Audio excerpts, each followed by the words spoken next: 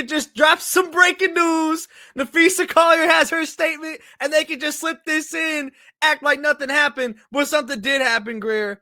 Chris Koclanes, the head coach of the Dallas Wings, has just been relieved of his duties after initial reports that came out saying that he was going to be here. He was going to stick around.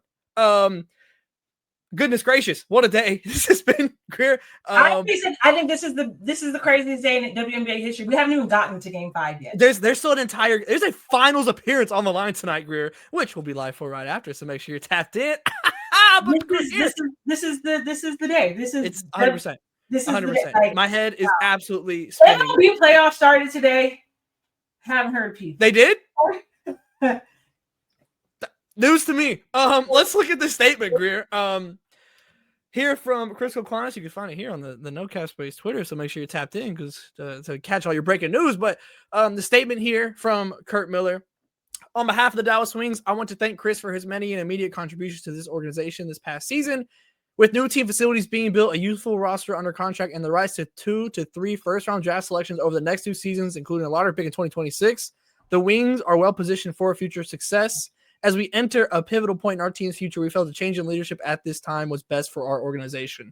The Dallas Wings remain dedicated to their pursuit of WNBA championships and building upon the strong culture established on and off the court. A national search for a new head coach will begin immediately. They said, hey, things are on the up.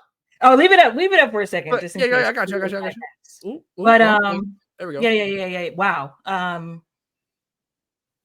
mean, you know what? Good on Kurt for not being stubborn. It was the wrong move to begin with, just trying to bring in a player of Paige's caliber, considering like all that she's been coached by, right? It's not just Gino or Emma. She's also been through like the USAB system and been exposed to some of the best coaching out there. And so, you know, good on him for not being stubborn and course correcting, you know, almost as soon as you can. Like firing a coach midseason is just hard on everybody. You know what I mean?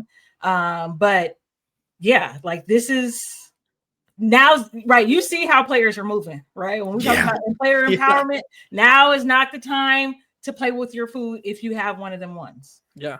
Oh, 100%. Yeah, I'm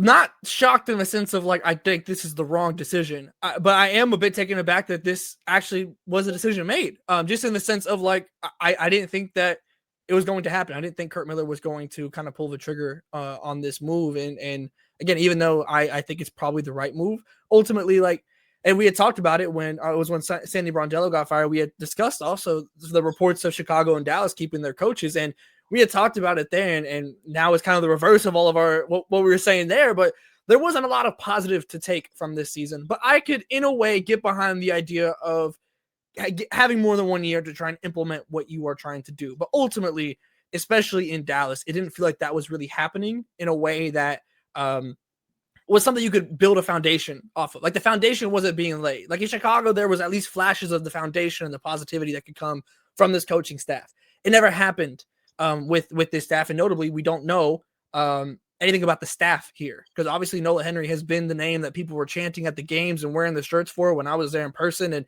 this doesn't comment on, obviously there's a search starting. So this isn't some immediate, okay, we're switching 1 for 1, which I don't think would happen anyways. Obviously that could still potentially happen, but no comment on like the staff as a whole here. That entire statement is what I got in my inbox from the Dallas Wings.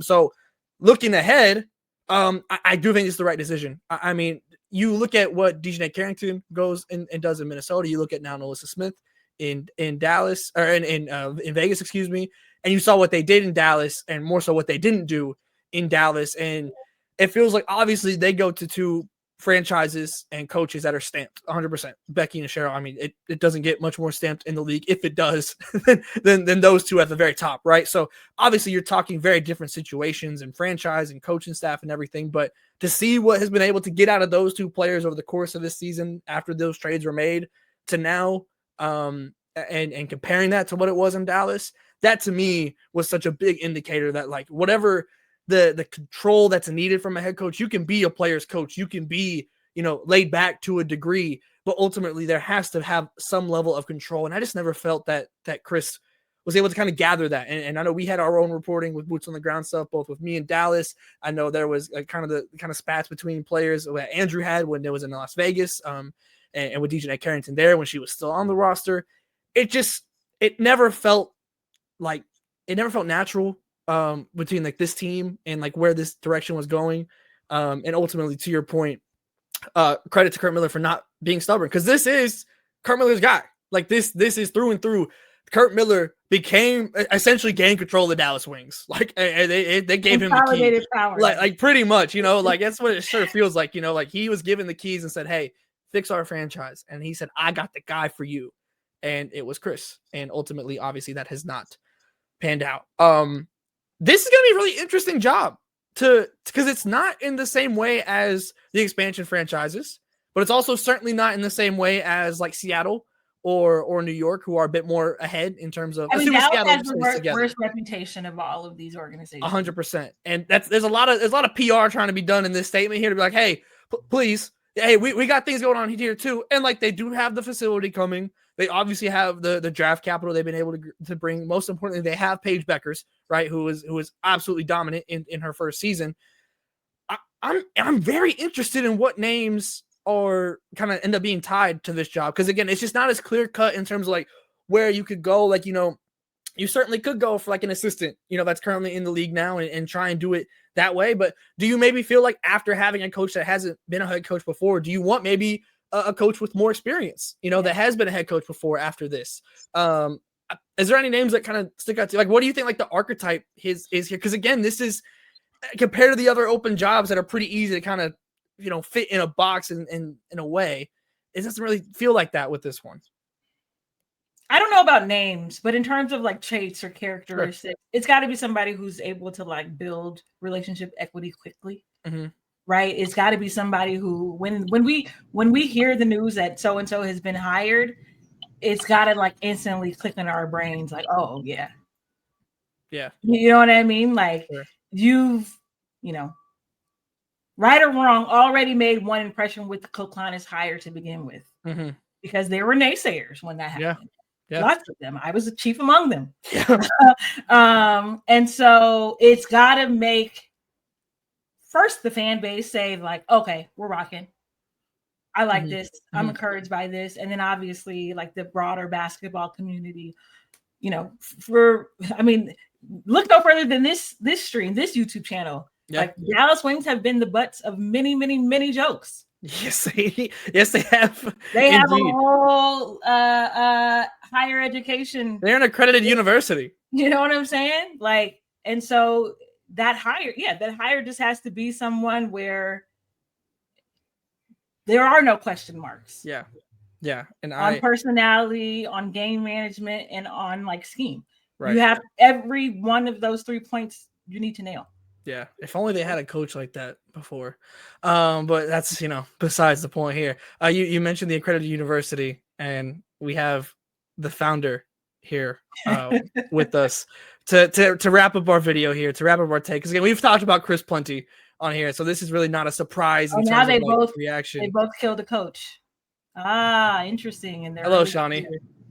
Bro, I was getting gas. Every time I try and do something happened. I wish the WNBA would calm down. Why is Paige running from the grind? Like, Koclanes had them cooking at the end. Why is she running from the grind? I had them cooking.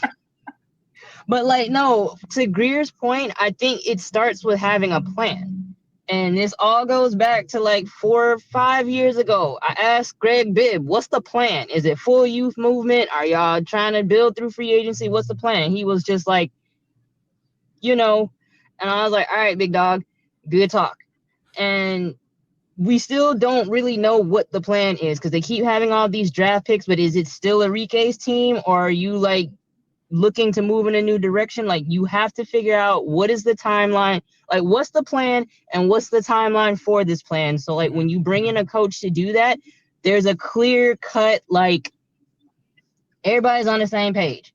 Because I feel like this season, then they're really good actors in that press conference, because when they came to Atlanta and I asked like, what's been like used to measure success, and he was just kind of like, the growth and all of this stuff behind the scenes and and I was like, It sounds, that makes sense because it's a very young team, a lot of injuries to like the vets and whatnot. So that makes sense.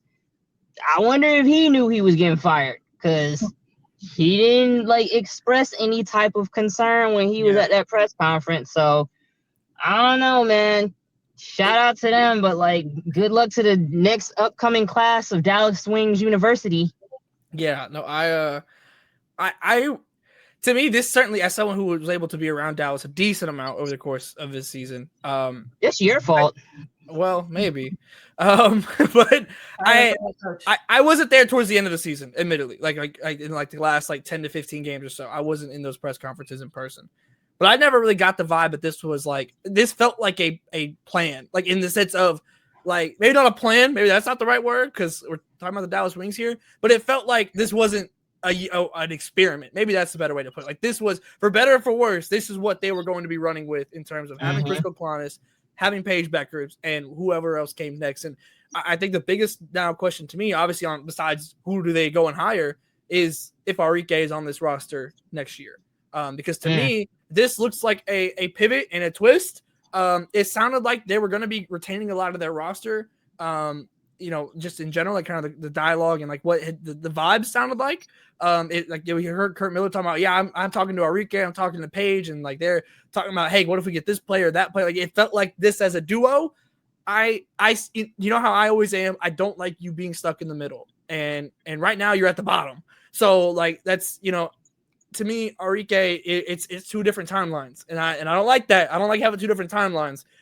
When you could try and really start to stabilize and build around Paige Bueckers.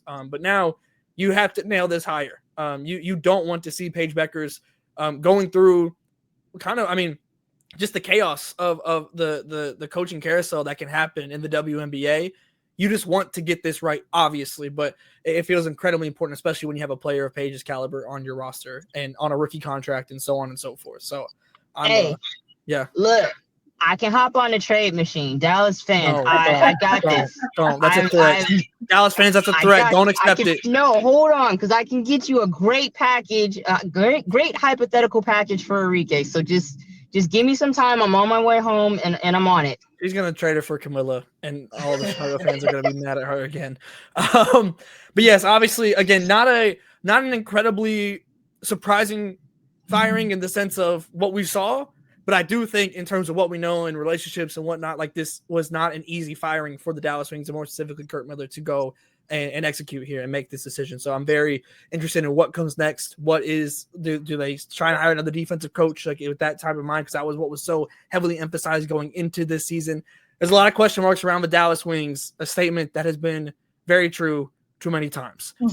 And hopefully they will try and answer some of those with this next hire. But folks, goodness gracious, what a day in the WNBA. And we still have a whole game to play. We still have the Aces versus the Fever, where we'll be live right after as the playoff-a-thon continues. So make sure you're tapped in here on the YouTube. Subscribe, like, share, all those things. And, of course, NoCapSpaceWBB.com as well. All the links down below in the description. And we will see you either tonight if you're watching on time, if you're subscribed and getting this notification, right, and you're watching right as this drops. We'll see you tonight. If not, we'll talk to you very soon.